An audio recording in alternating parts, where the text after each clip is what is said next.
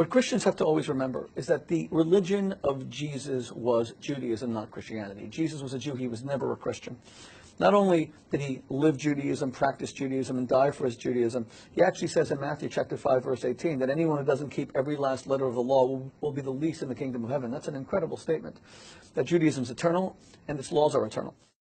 Sermon on the Mount is taken completely from earlier Jewish sources, and Jesus was not trying to innovate. He was trying to teach the Torah, and that's what he does on Sermon on the Mount.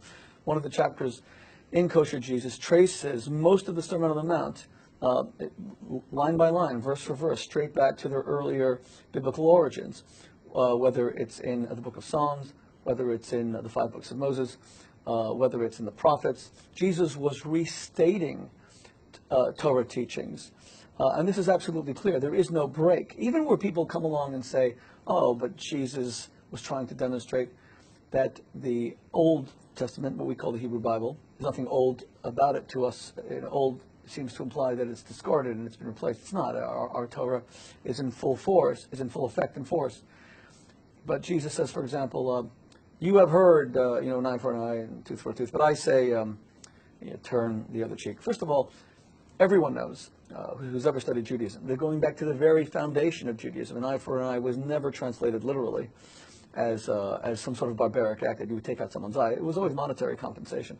And when Jesus says, turn the other cheek, this comes from Lamentations, chapter 2, written by the prophet Jeremiah.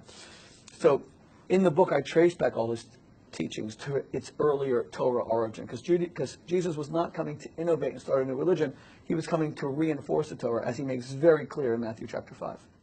One of the very interesting things about the New Testament, perhaps the most interesting thing, which the scholar Chaim Maccabee makes, is that the Romans barely appear at all in the New Testament. You're talking about occupying legions who control the country, including the 10th legion, the most ferocious legion, Julius Caesar's legion. And yet, they just don't even appear. They seem to have been scrubbed from the story. It would be like writing a modern history of Iraq 2003 to 2011 and never mentioning American soldiers. It just wouldn't be real.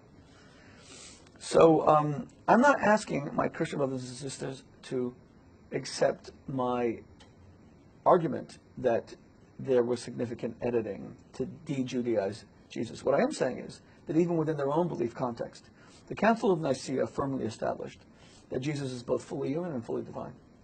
Where do we see the fully human side? I mean, this is an absolute central tenet of the Christian faith, that Jesus is not only God, he's also fully human. Where is there a discussion of the human Jesus? And the human Jesus is a Jewish Jesus. And if Christians want to understand their faith more authentically, they must learn from